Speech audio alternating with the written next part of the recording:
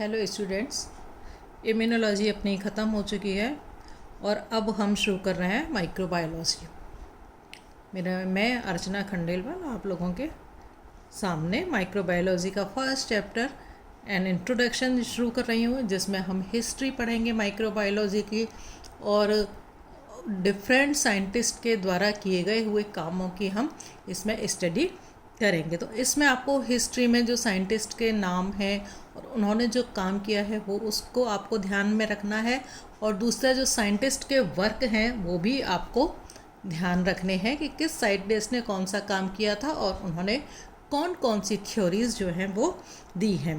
तो माइक्रोब्स जो हैं वो हमारे जीवन का एक इम्पॉर्टेंट पार्ट है, जो कि हमारे जो नेचुरल एनवायरनमेंट है उसको एक परफेक्ट शेप जो है वो उसको देते हैं।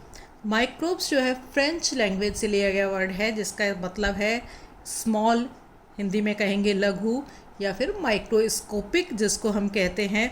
और आजकल इसका जो समानार्थक वर्ड है वो है माइक्रो ऑर्गेनिजम्स, जिनको हम कहते हैं। इनको हम माइक्रोबायोलॉजी के अंतर्गत रखा गया। माइक्रोबायोलॉजी में ज़्यादातर ऐसे एनिमल्स को रखा गया है जो यूनिसेलुलर हैं या फिर मल्टी सेलुलर सूक्ष्म जीव हैं, जो कि एयर, पानी, समुद्र, सॉइल, मानव के अंदर बाहर सभी जगह व्यापक रूप से उपस्थित हैं। मीन्स ये ओमनी प्रेजेंट हैं, कहीं पर भी ये पाए जाते हैं, चाहे गर्म पेट्रोल हो, चाहे गर्म जल के सोर्सेज हों, चाहे रूट्स प्लांट्स हों, सब जगह पर ये पाए जाते हैं।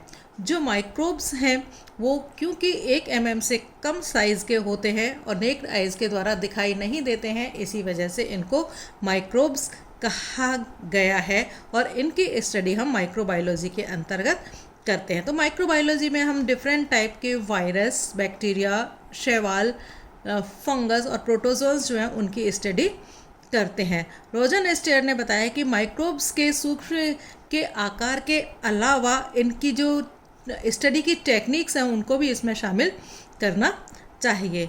नाउ जो माइक्रोबायोलॉजी है उसकी जो सब ब्रांचेस हैं, बैक्टीरियोलॉजी जिसमें हम बैक्टीरिया की स्टडी करते हैं, वायरोलॉजी जिसमें हम वायरस की स्टडी की जाती है, माइकोलॉजी जिसमें हम फंगस जो चीज़ होती हैं, यीस्ट है, मोल्ड्स हैं, उनकी स्टडी करते हैं। प्रोटोजोलॉजी में हम जो एक कोशिकीय प्रोटोजोअन्स हैं उनकी स्टडी करते हैं, और फाइकोलॉजी में हम इनके शैवाल्स जो होते हैं, एल्गी जो होते हैं, उनकी स्टडी हम करते हैं। नाउ क्या हिस्ट्री है? हिस्ट्री बहुत पुराने ज़माने से माइक्रोबायोलॉजी हमने हमारे दैनिक रूटीन के अंदर काम करता हुआ आ रहा है, लेकिन इनके वास्तविक कारणों का या इनकी बायोकेमिकल रिएक्शंस क्या होती हैं उनकी वास्तविक कारणों का पता नहीं था। लेकिन ईसा से 6000 वर्ष पूर्व बेबीलोनिया और सुमेरियन सभ्यता के लोग शराब बनाने में भी दक्ष थे, और ब्रेड जो है वो भी वहाँ पर बनाई जाती थी। पुराने ज़माने में यदि कोई बीमारी हो जाती थी या कोई असाध्य बीमारी हो जाती तो उसको देवी देवताओं का प्रकोप कह करके उनको माना जाता था। लेकिन अभी सोच में परिवर्तन आया है, अब लोग ऐसा नहीं सोचते हैं। पहले जो आप लोगों ने लेप्रोसी का नाम सुना होगा, लेप्रोसी जो कि एक छूत की बीमारी के रूप में है। तो ईसा से 2 शताब्दी पूर्व वारो नाम के साइंटिस्ट ने रोग के इन कारकों को सूक्ष्म अदृश्य संरचनाओं के रूप में माना था, जिसको कि उन्होंने कॉन्टेजियम विवम नाम दिया था। इसी तरह से जो फ्रांसिस बेकन नाम के साइंटिस्ट थे उन्होंने इन अदृश्य जीवों को के होने की भी जानकारी दी थी, और फ्रैंक स्टोरियस ने इनको छूत के सिफिलिस रोग के बारे में बताया था, और सिफिलिस रोग को छूत के रोग में बताया था। मीन्स टच करने से या संसर्ग से ये हो जाता है। ठीक है, इसी के अलावा एक थ्योरी थी एबायोजेनेसिस की थ्योरी या स्पॉन्टेनियस जनरेशन की थ्योरी, जिसमें ये माना जाता है कि जो सजीवों की उत्पत्ति है वो एबायोटिक चीज़ों से होती है। इसके अलावा एंटन वॉन लीएवनहॉक ने वर्षा के जल, दांतों की लार, रक्तवीर्य इत्यादि में एनिमल्क्यूल्स का अध्ययन किया। फ्रांसिस रेडी ने स्वतः जनन के सिद्धांतों का खंडन किया था। इसके अलावा प्लैंसिस ने जर्म थ्योरी का प्रतिपादन किया था। जॉन नीदम ने अपने प्रयोगों में बताया कि म्यूटेंट सूप प्रेजेंट होते हैं एंड इसी तरह से बहुत सारे साइंटिस्ट ने अपने अलग अलग काम किए थे। लुईस पास्चर ने सिल्क वर्म्स में प्रोटोजन्स द्वारा फैलने वाले पेब्रिन रोग का भी वर्णन किया। रॉबर्ट कोच ने भी अपनी धारणाएं जो हैं वो उसमें दी थी। एहरनबर्ग ने अनेक बैक्टीरियाज का अध्ययन किया और इनके वंश को इन्होंने बैक्टीरियम नाम दिया था। एहरनबर्ग ने विब्रियो बैक्टीरियम, स्पाइरिलम और स्पोरिकीट आकृति वाले बैक्टीरियाज की स्टडी की थी। लाटोर एंड शान ने 1837 में बियर और बीयर में यीस्ट की भूमिका का पता लगाया था। लुईस पास्चर ने पास्चराइजेशन की खोज की थी और इसके साथ ही हैंसन ने लेप्रोसी रोग के हैंसन रोग ने लेप्रोसी के जो बैक्टीरिया हैं माइक्रोबैक्टीरियम लेप्रे की खोज की। ऑक्सटन ने स्टेफाइलोकोकस का पृथक्करण किया। क्रेब्स एंड लॉफलर ने डिप्थीरिया रोग के कॉर्ने बैक्टीरियम डिप्थीरिया को टिश्यूज से अलग किया था। किटासाटो ने टिटनस के जो क्लैस्ट्रीडियम टिटेनी रोग है और प्लेग के जो पास्टुला पेस्टिस की उसकी खोज की थी। वॉन बेयरिंग ने टिटनस और डिप्थीरिया के रोगों के लिए जो प्रतिरक्षीकरण विधियों की खोज की। मैटनिकॉफ ने फैगोसाइटोसिस प्रोसेस की खोज की थी। जोसेफ लिस्टर ने घावों को रोगाणुनाशक करने के लिए कार्बोनिक अम्लों का यूज़ किया था। एंड क्रिश्चियन ग्राम जो साइंटिस्ट थे उन्होंने अभिरंजन तकनीक की खोज की थी। एंड रॉबर्ट कोच ने अपैदिक रोग के बेसिलस का पृथक्करण उन्होंने किया था। इवन वास्की ने तंबाकू के में फैलने वाले जो कारक है टीएमवी रोग कारक की खोज की थी। तो इस तरह से अलग अलग साइंटिस्ट ने बहुत सारी खोज जो है उन्होंने की थी। काफ़ी हिस्ट्री लंबी है, ये आप लोग खुद देख लेना। नाउ अब मैं आप लोगों को बता रही हूँ वर्क ऑफ डिफरेंट साइंटिस्ट। सबसे पहले मैं बता रही हूँ वर्क ऑफ एंटोन वन लीeuwenhoek के बारे में। एंटोन वन लीeuwenhoek ने माइक्रोब्स की जो खोज है आज से 3 शताब्दी पूर्व की थी करीब। और एंटोन वन लीeuwenhoek वास्तव में एक माइक्रोस्कोपिस्ट थे जिन्होंने सूक्ष्मदर्शी में सबसे पहले जीवाणुओं का अध्ययन करके और उनके बारे में जो रिसर्च है उसका अभिलेख जो है उसको तैयार किया था। एंटोन वन लीeuwenhoek ने अपने बैक्टीरिया के ऊपर किए गए स्टडीज़ को एनिमलक्यूला वाइवा में एनिमलक्यूल्स के नाम दिया था। और इन्होंने अपने जो रिसर्च पेपर्स थे उनको the secrets of nature discovered by Anton van लीeuwenhoek में प्रकाशित किया था। एंटोन वन लीeuwenhoek ने बैक्टीरिया के लिए जो मटेरियल काम में लिया था वो वर्षा का जल लिया था, मृदा लिया, मलमूत्र लिए, पोखर का गंदा पानी लिया, दंत की खुरचन ली, गंदे कपड़ों को, मानव रक्त को, इन सब को उन्होंने बैक्टीरिया के बारे में जानकारी के लिए इस्तेमाल किया था। एंटोन वन लीeuwenhoek ने जो अपने रिसर्च पेपर्स थे रॉबर्ट हुक को भी भेजे थे जो कि उस समय में London royal society of London के मानद सचिव थे।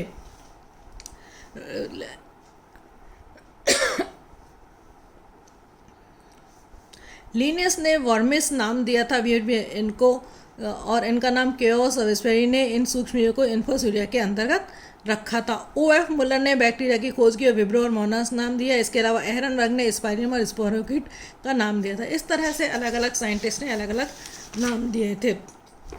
और एंटोन वन लीeuwenhoek ने बैक्टीरिया को एनिमलक्यूली के नाम से बताया था। Now theory of spontaneous generation.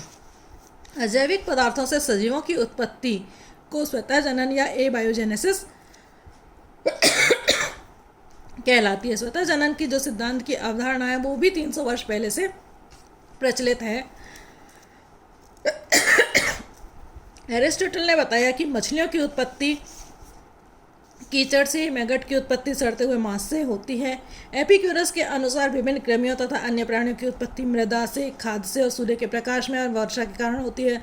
Von helmet के अकॉर्डिंग चूहों की उत्पत्ति गेहूं से और गंदे कपड़ों से होती है। इसी प्रकार थेल्स और बोथन के अकॉर्डिंग हंस की उत्पत्ति बार्निकल से होती है। इसी प्रकार एक्सोमेंडर और न्यूटन, प्लेटो, डेसिमोगर ये सब एबायोजेनेसिस में विश्वास करते थे। और बाइबल में भी मधुमक्खी के उत्पन्न होने का वर्णन मिलता है।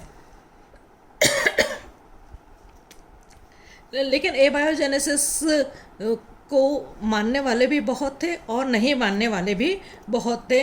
जो फ्रांसिस्को रेडी ने और लेजाइरो स्पेंसलानी ने अनेक प्रयोग किए और उन्होंने स्वतः और उन्होंने जो एबायोजेनेसिस या स्पॉन्टेनियस जनरेशन की जो थ्योरी थी उसको उन्होंने निकाल दिया। उन्होंने अब इस थ्योरी को निकालने के लिए रेडीज ने जो एक्सपेरिमेंट किया, उन्होंने ये बताया कि यदि मांस के मीट ब्रॉथ को गरम करें, अच्छी तरह से उबाल लें, फिर उनको 3 जारों में अलग अलग रखें, जिसमें पहले जार को खुला छोड़ दें और दूसरे जार को पर्चमेंट से ढक दें और तीसरे जार को अच्छी तरह से कवर कर दें। तो जो खुला एरिया, जो खुला जार है जिसमें खूब अच्छे से गर्म किया है, लेकिन उसमें कुछ ही दिनों में मैगट्स जो है वो उत्पन्न हो जाते हैं। लेकिन जो पर्चमेंट से ढका हुआ है और जो कवर्ड इन मसलिन क्लॉथ से ढका हुआ है, उसके अंदर जो है, जार के अंदर जो है मैगट उत्पन्न नहीं होते हैं, लेकिन जार के बाहर जो है वो मैगट, अंडों से मैगट उत्पन्न हो जाते हैं, क्योंकि जो मैगट हैं वो जार ढके हुए होने की वजह से जो एग्स हैं वो मक्खी अंदर नहीं दे पाती है। स्पेंसलानी ने भी 1765 में मांस सूप को कई घंटे तक उबालकर उसको एयर टाइट करके बंद कर दिया था। तो मांस सूप जो कई महीनों तक स्वच्छ रहा। इसके बाद में फ्लास्क की सील को तोड़ा तो उसमें पाया कि जीवन के कोई अंश जो है वो उसके अंदर नहीं है। लेकिन स्पेंसलानी के साइंस के एक्सपेरिमेंट को साइंटिस्ट ने नकार दिया। उन्होंने ये कहा कि क्योंकि उन्होंने उसको एयर टाइट बंद कर दिया था तो जो बीकर के जो वाइटल फोर्सेस थे, उबालने से उनके जो वाइटल फोर्सेस थे वो ख़त्म हो गए, जो कि बायोजेनेसिस के लिए अत्यंत आवश्यक है। इसी तरह से ग्लूसेक के अकॉर्डिंग एयर टाइट कर देने से, क्योंकि उसके अंदर ऑक्सीजन एब्सेंट हो गई थी, तो अतः जीवन की उत्पत्ति उनके अंदर नहीं हो सकती थी। इसलिए स्पेंसलानी के सभी आरोपों को खंडित कर दिया गया और फिर वापस से ये सिद्ध किया कि अजैविक पदार्थों से जैविक पदार्थों की उत्पत्ति होती है। लाउटर एंड श्वान ने फिर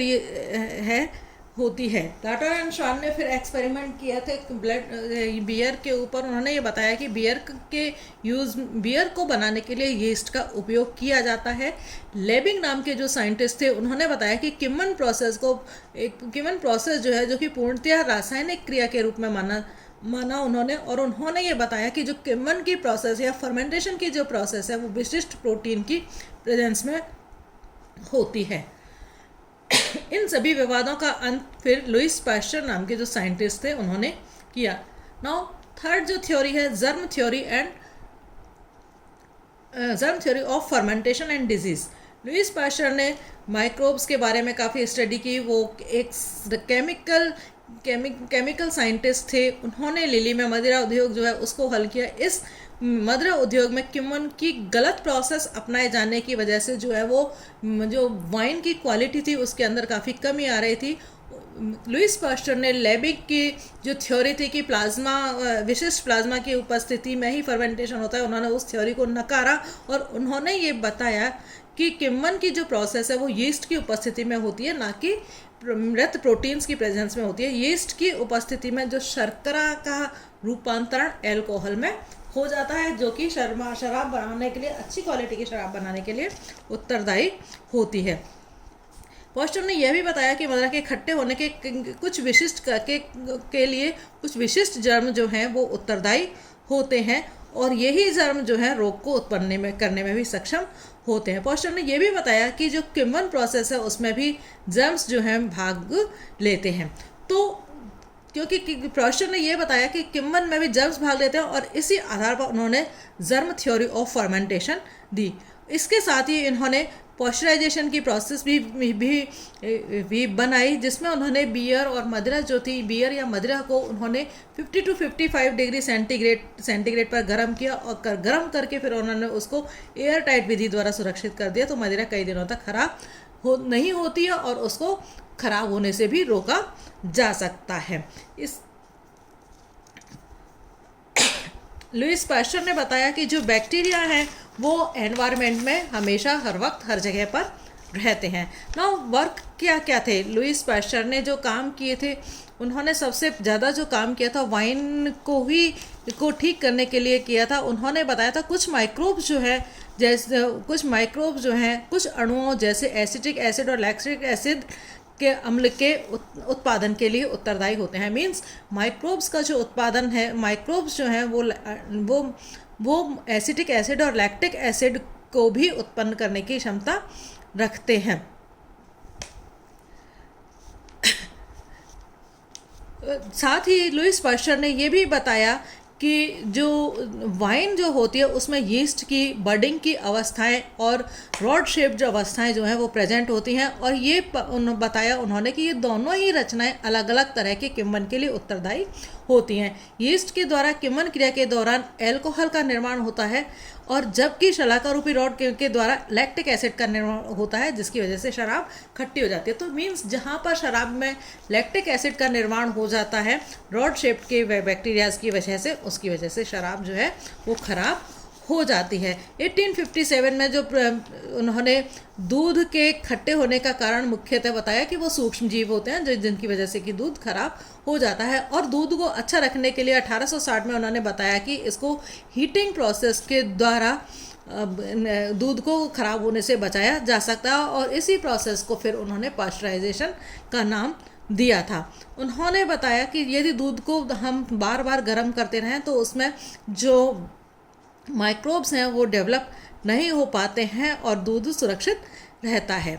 जो लुईस पास्चर थे उन्होंने कई सारी डिजीज़ जो है एंथ्रेक्स के बारे में बताया, पेबेरिन के बारे में उन्होंने बताया था, बहुत सारी डिजीज़ के बारे में उन्होंने खोज की थी। लेकिन पास्चर का ये भी मत था कि जो बैक्टीरियाज हैं वो ज़्यादातर या तो सॉइल में होते हैं या फिर वाटर में प्रेजेंट होते हैं,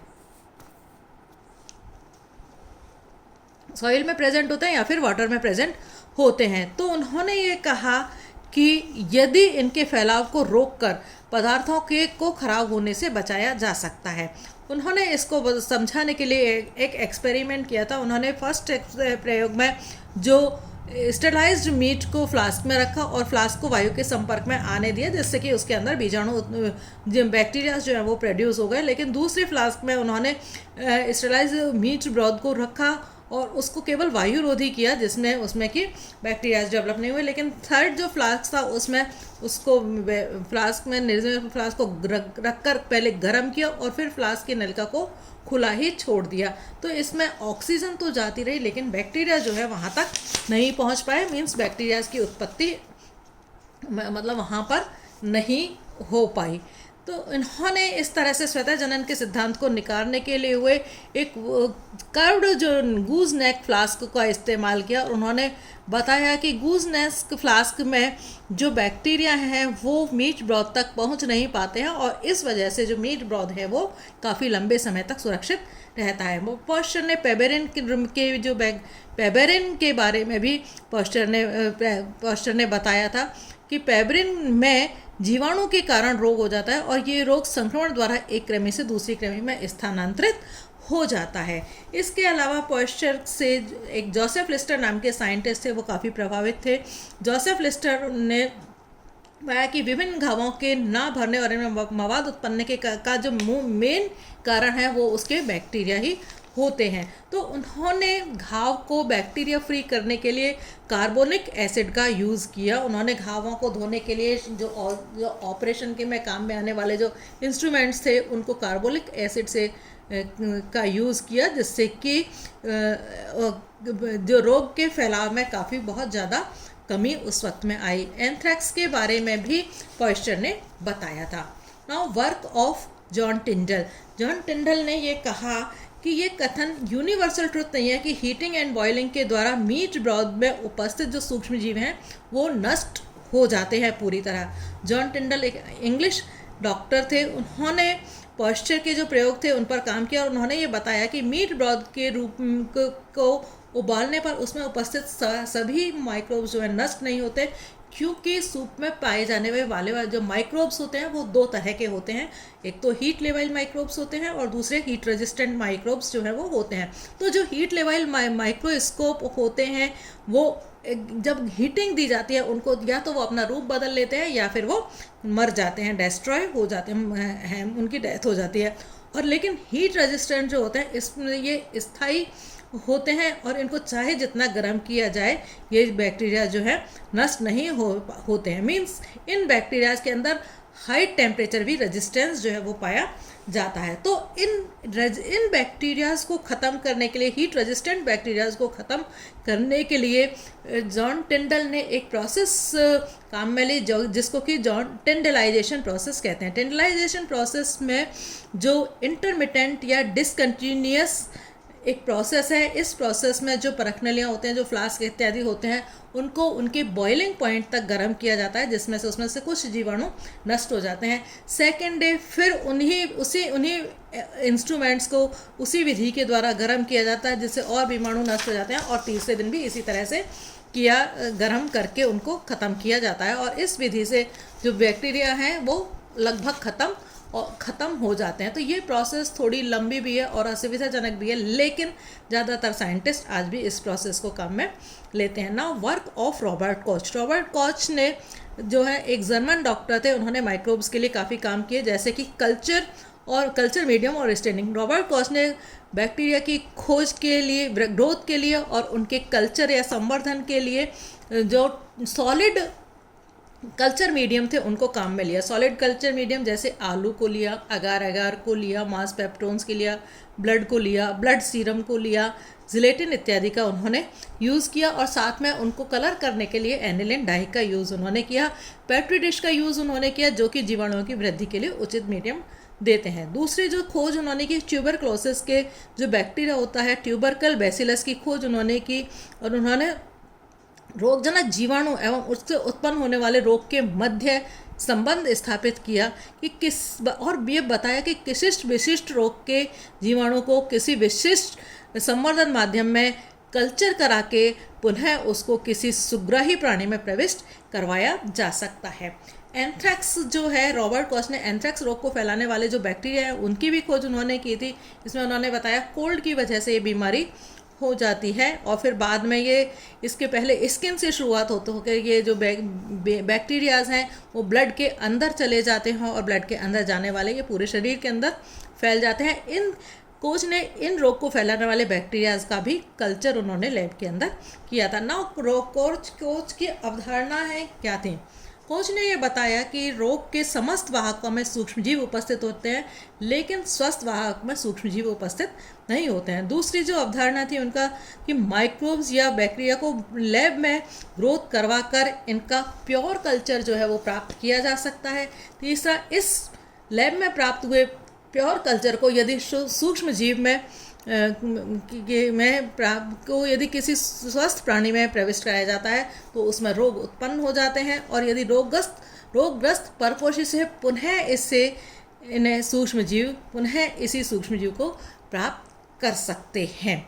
ये रॉबर्ट कॉच की अवधारणाएं थी। एडवर्ड जेनर का जो वर्क था, the work of Edward Jenner British scientist थे, और उन्होंने वैक्सीनेशन की जो प्रोसेस है उसकी खोज की, साथ ही वैक्सीन जो है उसकी भी खोज उन्होंने की थी। और वैक्सीन खोज उन्होंने देखा कि जो चेचक की बीमारी है, उन्होंने कहा कि जो गौपालक होते हैं उनमें चेचक का रोग बहुत कम होता है, लेकिन जो काउपॉक्स से पीड़ित गायों का दूध दोहने पर इनमें चेचक के समान फोड़े तो हो जाते हैं, लेकिन उनको कोई नुकसान बहुत ज़्यादा नहीं होता है। तो जेनर ने इन फोड़ों के अंदर से निकलने वाली मवाद को स्वस्थ व्यक्तियों में डाला, थोड़ा सा उनके अंदर संक्रमण हुआ, लेकिन उनके अंदर उस रोग के प्रति इम्यूनिटी डेवलप हो गई।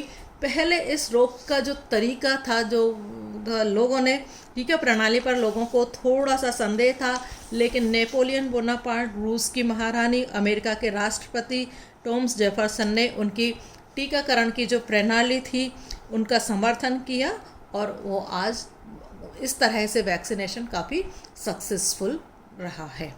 तो आज ये चैप्टर यहीं पर ही ख़त्म होता है। Thank you.